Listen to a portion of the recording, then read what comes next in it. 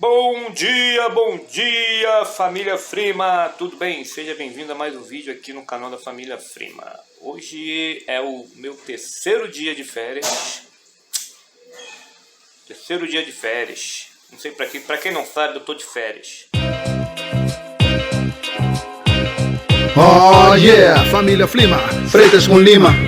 Uma família legal que muita coisa ensina. Tutorial de como faz de cotação de preço. Em loja, shopping e mercado ainda diz o endereço pra somar com os seguidores. Por respeito e por amor, até porque no fim das contas todos são consumidores. Falam de fauna e flora cotidiana do lar. As brincadeiras que hoje em dia não se vê brincar. Canal que mostra o dia a dia da família feliz. Os nomes falam na sequência, ainda peço bis. Rosângela e Vital, Joyce e Kalani, ainda tem o Zareguim, o Matusalém. Rosângela e Vital, Joyce e Kalani, ainda tem o Zareguim, o Matusalém. Vem! Férias. E eu dividi a férias em três parcelas, né? 3 partes. Então eu vou tirar 10 dias no mês, 10 dias no outro mês e 10 dias no outro mês. Tem gente que vende a férias, né? No mês passado, no ano passado, eu vendi 20 dias da minha férias e tirei 10 dias, né? E não foi legal porque eu acabei não descansando, acabei não vendo blim blim blim blim, o dinheiro aqui, né? E não foi vantagem para mim. Dessa vez eu não vendi as férias, mas parcelei as férias em 3 vezes, né? Em 3 vezes. E isso acontece muito, é permitido inclusive, porque muitas das vezes o funcionário, não que eu quero me gabar, não é nada disso não, ninguém é insubstituível, né? Mas assim, às vezes o funcionário tem uma função importante dentro da empresa e não pode ficar muito tempo longe da empresa. No meu caso, eu sou o encarregado de eletrônica lá do hospital que eu trabalho e responsável pela manutenção de todos os leitos da rede. Para quem não sabe, eu trabalho numa rede de hospitais aqui no Rio de Janeiro. Tem 10 hospitais e está construindo mais alguns. E eu sou responsável pela manutenção dos leitos hospitalares. Inclusive tem um canal no YouTube falando sobre o meu trabalho, mostrando o trabalho que eu faço, que é o Vital Mediclean. Dá um pulinho lá, Vital Mediclean lá no YouTube, tá? Lá eu mostro toda a minha rotina de trabalho, mostro as camas que eu conserto, as implementações que faço, né? E mostro também as loucuras que eu invento, né? Sou meio maluco, né? Diria que eu sou tipo um professor Pardal, mas deixa isso pra lá. Eu não gosto que fiquem inventando história com nome, né? Tipo MacGyver e professor Pardal, essas coisas. Eu não sou nada disso, eu sou uma pessoa comum. Bom, como eu estava falando, eu tenho um canal no YouTube, né, onde eu mostro minha rotina de trabalho e tudo que eu faço. Todas as camas que eu conserto, modelo, dou dicas, inclusive ensino como consertar leito hospitalar, né? Então dá um pulinho lá na Vital Mediclean, tá? Vital Mediclean é um canal para autodidata, para você que quer se especializar no ramo de engenharia clínica, porque é o ramo que eu estou envolvido agora, né? Inclusive, gente, não sei para quem não sabe também, mas está no nosso canal, inclusive a gente colocou a formatura e tudo mais. Eu me formei na faculdade e agora estou fazendo uma pós em engenharia clínica, né? E me especializando nessa área. Para você ser um técnico de engenharia clínica, na verdade você não precisa ter uma pós, uma faculdade. Basta ter o 2º grau completo, um curso técnico em eletrônica, tá? Ou um curso técnico em mecatrônica ou em automação, tá bom? É o suficiente para você começar a trabalhar na área da engenharia clínica. A engenharia clínica é a área que trabalha fazendo manutenção, reparo de equipamentos médicos e também faz a gestão de equipamento médico, do parque técnico do hospital, tá? Você também precisa ter o CFT, que é o Conselho Federal de Técnicos, tá? Você precisa estar registrado no CFT e aí você está liberado, está habilitado para trabalhar nessa área. É uma área que é muito carente de profissionais, né? Precisa de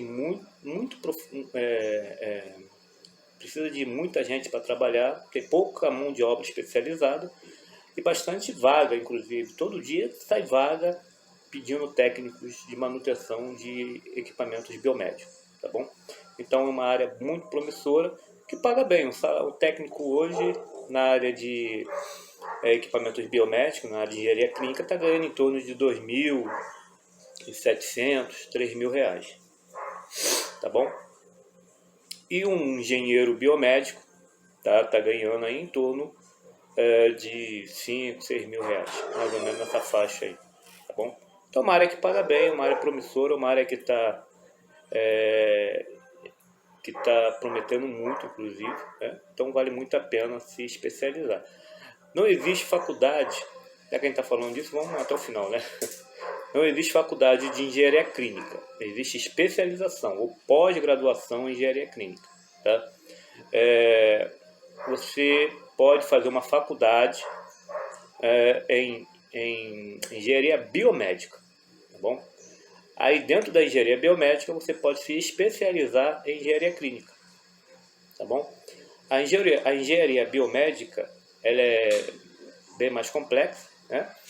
E ela envolve todo esse universo, né?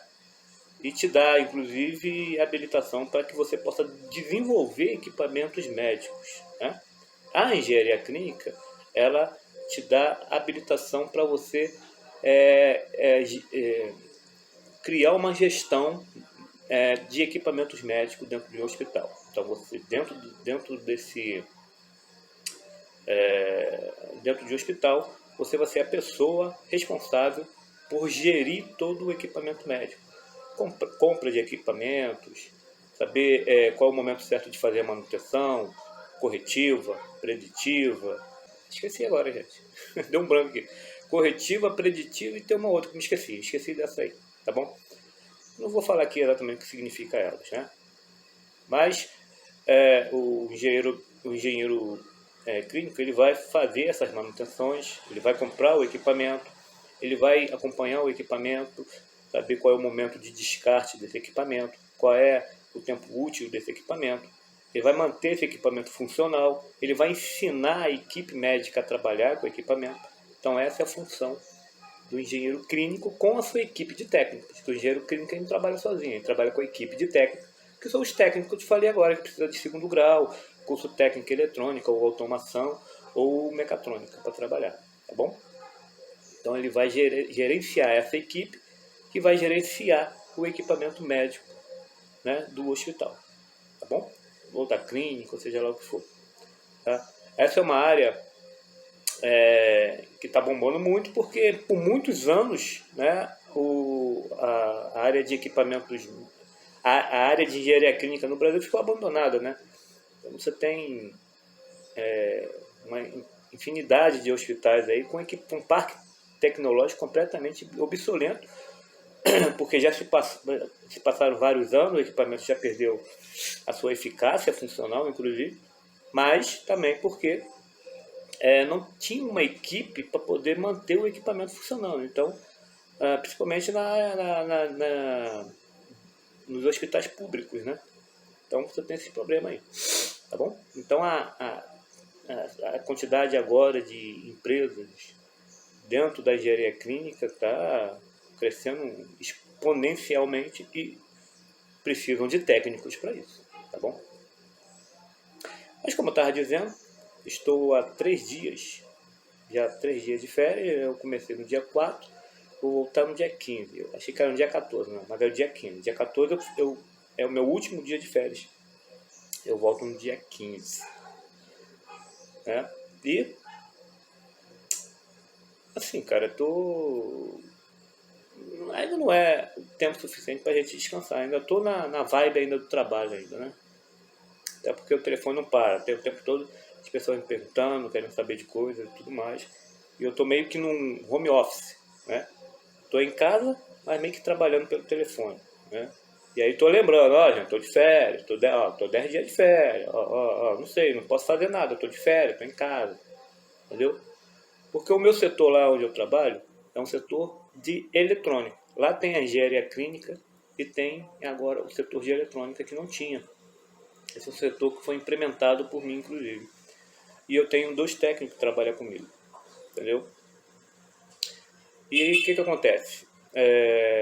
O meu setor, além de ser responsável pela manutenção dos leitos hospitalares, também somos responsáveis pela manutenção das campainhas, de TV, de micro-ondas, de ativos que não tem nada a ver com engenharia clínica, mas são ativos eletrônicos.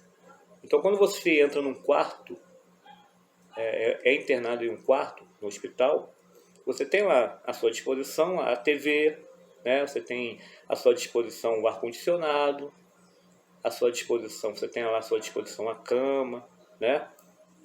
O frigobar, a campainha que chama a enfermeira para fazer o atendimento, caso você se sinta mal, né? Você tem micro-ondas, que serve a cozinha do hospital, serve a alguns setores dentro do hospital. E esses equipamentos, por falta de uma mão de obra especializada dentro da instituição, era enviado para outros locais para ser consertado e muitas das vezes nem isso, né, se perdia. O equipamento dava defeito e o hospital comprava outro. E isso gerava um custo altíssimo, né? Então, agora não. Agora o hospital tem um setor especializado nessa área, que é o conserto da TV, o conserto de micro-ondas, campainhas e tudo mais. Cara, eu nunca vi manutenção de hospital ser tão cara assim. É uma coisa absurda, entendeu? É por isso que a saúde é tão cara, porque qualquer coisa que você coloca hospital na frente é 3 vezes, 4 vezes maior do que o preço que cobraria normalmente. Sabia disso? Você não tem noção, cara, do preço da peça de reposição de um leito. Um único leito pode custar um absurdo de caro para trocar uma pecinha que é extremamente barata, entendeu? Mas que, por se tratar de um equipamento médico, o pessoal mete a mão, né? E uma das coisas que eu trago para essa manutenção é a minha experiência de técnico. Já tem mais de 20 anos, mais de 30 anos. Eu falo 20 anos, mas eu acho que já superei os 30 já, né? Eu sempre esqueço que eu estou com 50 anos. Eu comecei a trabalhar com eletrônica muito novo mesmo. Acho que, sei lá, com 15 anos já trabalhava com eletrônica. Então, já superei os 30 anos, né, de eletrônica. E eu levei essa experiência. E qual é a experiência? É a experiência da adequação. Olha que legal. É entender que é possível substituir um componente de uma cama, por exemplo, similar ao componente original.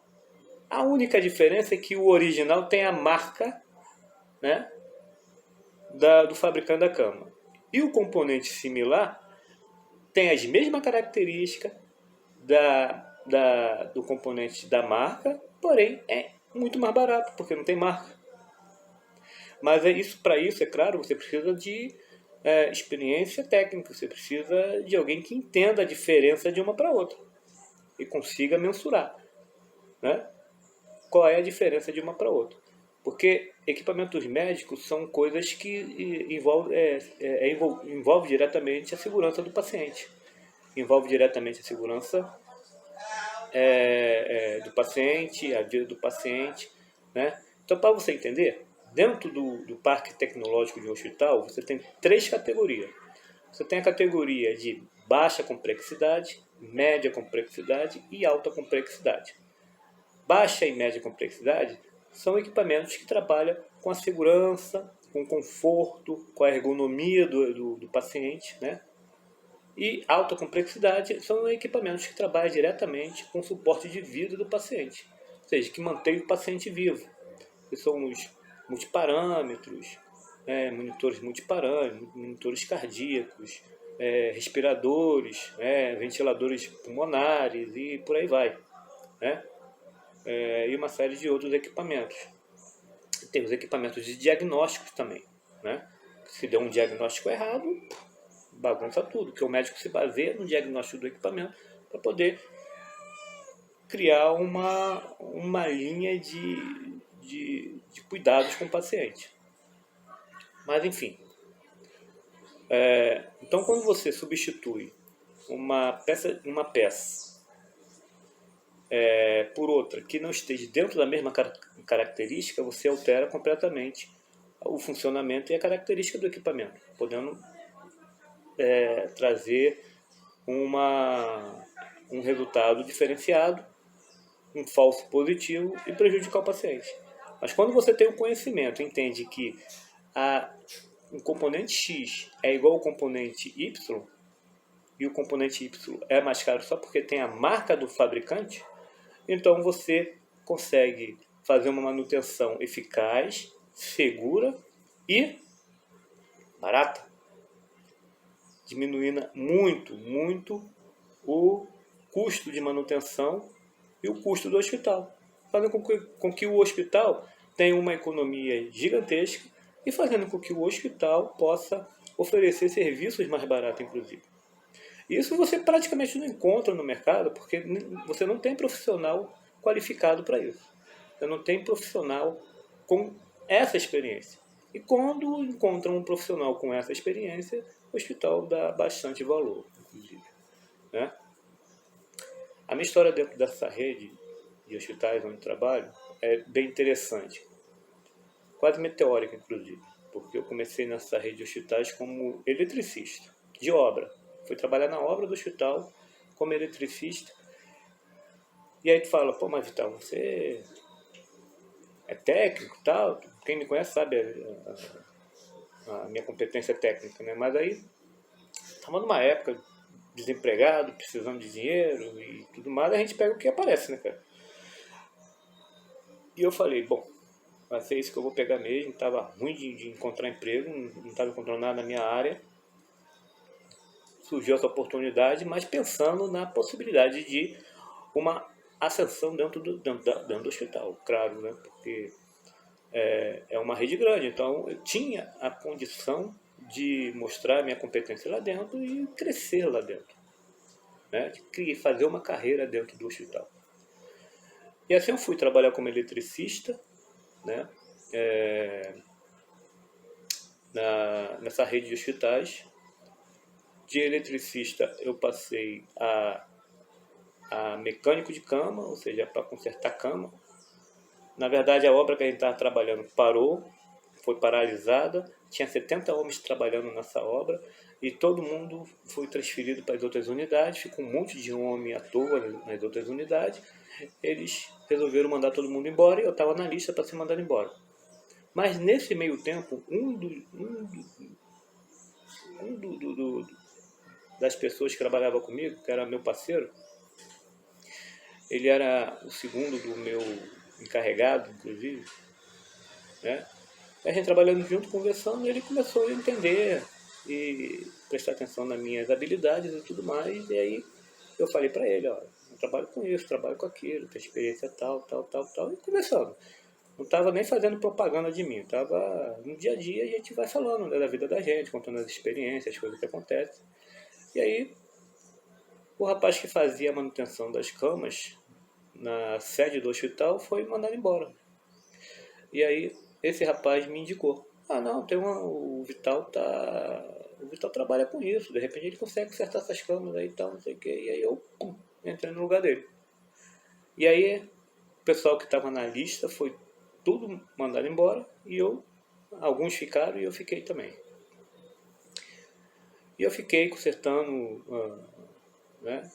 os leitos hospitalares por um tempo e encontrei um vasto campo onde eu podia me desenvolver muito mais. Então eu comecei a implementar um monte de coisa, comecei a encontrar soluções, mostrar soluções baratas,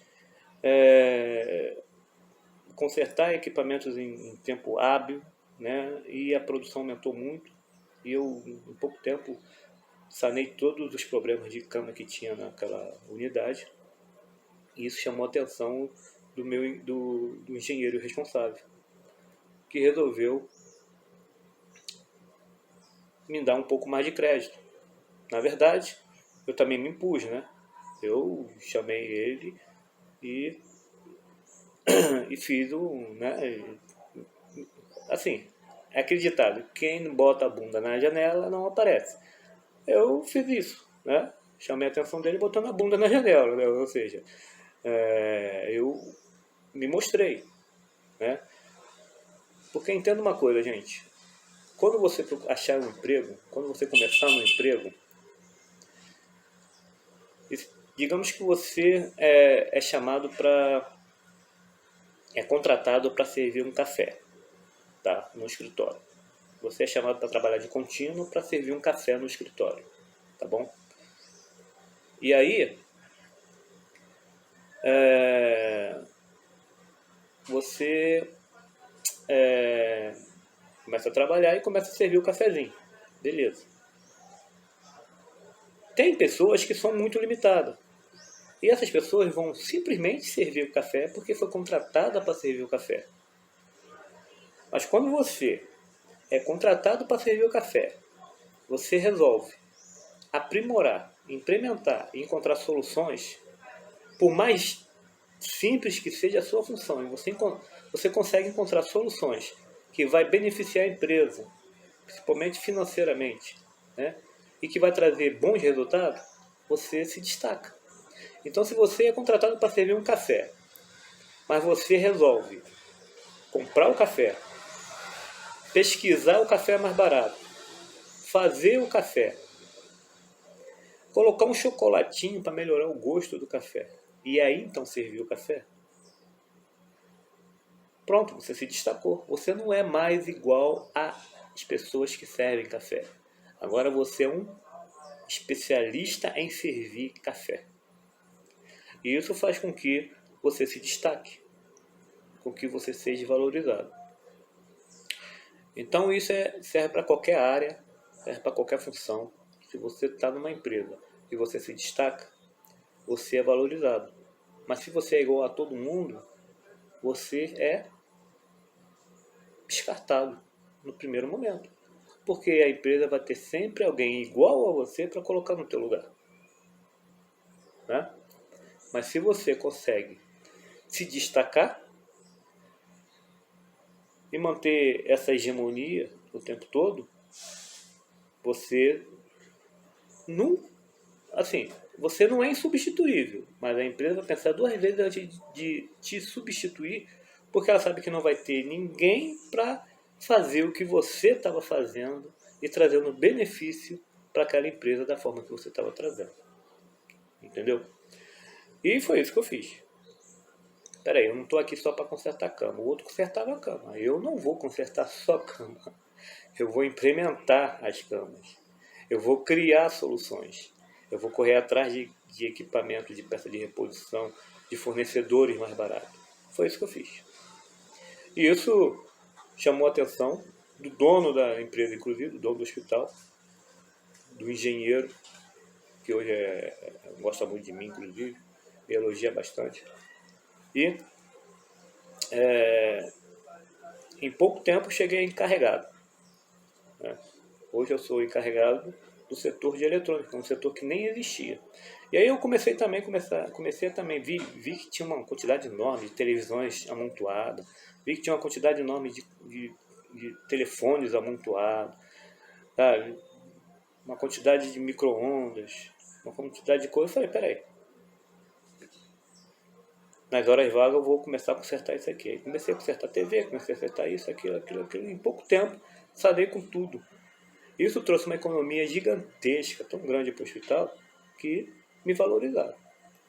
Eu comecei com um salário baixo e hoje eu estou com um salário de encarregado. E isso tudo em 19, 20, 21. Em 3 anos de empresa. 3 anos, vou fazer 3 anos agora. Tudo isso em 3 anos de empresa. Mas se eu estagnar também, gente, se eu não manter essa produção, se eu não manter essa eficiência, se eu estagnar, eu falo, não, pá, já cheguei, agora eu tô de boa. Eu tenho que fazer assim, ó. Agora eu tô de boa, eu tenho que carregar, tenho que botar os pés pra cima e só ficar mandando. Meu amigo, na primeira oportunidade, eu vou pra rua. Entendeu? Na primeira oportunidade, eu vou pra rua. Até porque tem pessoas que também querem escalar. Gente. Entenda que a vida social da gente é uma montanha. E o emprego é como uma pirâmide. Você precisa escalar essa pirâmide até chegar ao topo. Né? A base da pirâmide é a base... quem sustenta a base da pirâmide são os peões, são, né? O funcionário comum, né?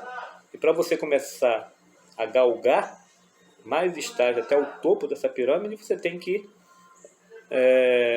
se especializar, tem que estudar, tem que fazer diferente, né? Tem que ser a diferença. Se você não é a diferença, você não consegue galgar. E lembrando que atrás de você ou na sua frente já tem gente galgando, tem gente querendo escalar atrás de você e tem gente na sua frente escalando já e tentando subir para alcançar o topo, entendeu? Então, se você estagna, se você para a sua escalada, quem está atrás de você te ultrapassa. Então, você tem sempre que estar atualizado, um passo à frente, entendeu? Sempre pensando, inovando o tempo todo, o tempo todo. Isso é estressante, tá? Isso é muito estressante, muito estressante. Um dia desse aí, inclusive, eu passei um final de semana sem dormir praticamente. Fiquei extremamente estressado, porque, assim, cara, olha, você gerir pessoas é a pior coisa que existe. Gerir patrimônio, eu como técnico sou excelente, mas como líder, né, eu estou aprendendo ainda, para te ser sincero. Porque gerir pessoas é a coisa mais complicada do mundo. Porque os caras também têm ambição, os caras também querem escalar, os caras querem ter uma posição social melhor, querem ganhar mais, entendeu? Querem sobressair, querem mostrar competência, né? E quando você encontra uma pedra na sua frente, né, eles querem pular essa pedra, né? E eu acabei me envolvendo numa situação aí por conta exatamente disso, né? Mas consegui sanar a situação e aparentemente tá tudo ok. Mas é vida, cara.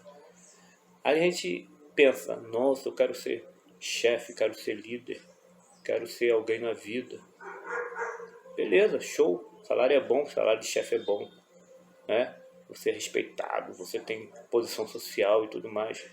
Mas lembre-se que o teu chefe, ele passa pelos mesmos perrengues que você já passou, ou então ele está passando perrengues ainda maiores, entendeu?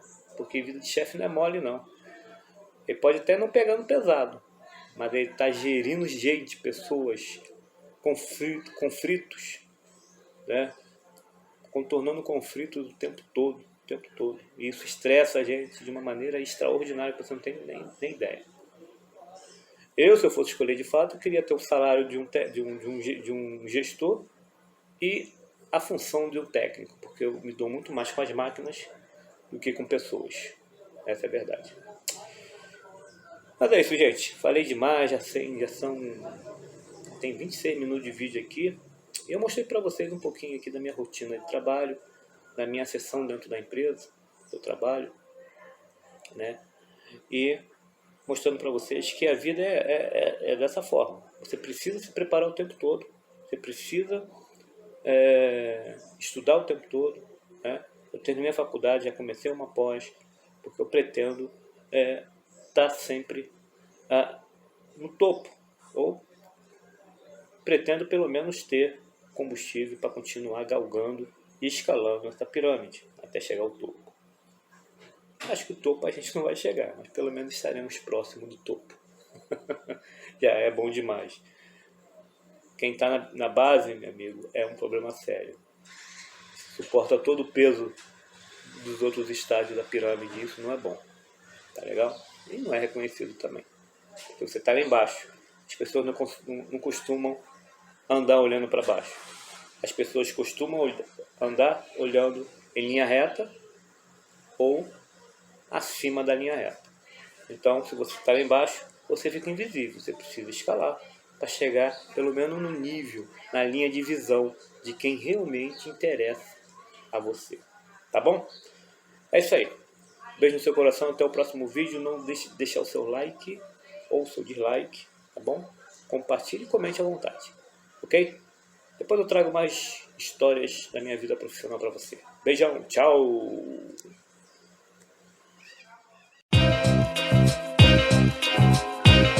Oh yeah, família Flima, Freitas com Lima. Uma família legal que muita coisa ensina. Tutorial de como faz de cotação de preço. Em loja, shopping e mercado ainda diz o endereço pra somar com os seguidores. Por respeito e por amor, até porque no fim das contas todos são consumidos. Falam de fauna e flora cotidiana do lar. As brincadeiras que hoje em dia não se vê brincar. Canal que mostra o dia a dia da família feliz. Os nomes falam na sequência, ainda peço bis. Rosângela e Vital, Joyce e Kalani, ainda tem os Areguim, o Matusalém. Rosângela e Vital, Joyce e Kalani, ainda tem os Areguim, o Matusalém. Vem!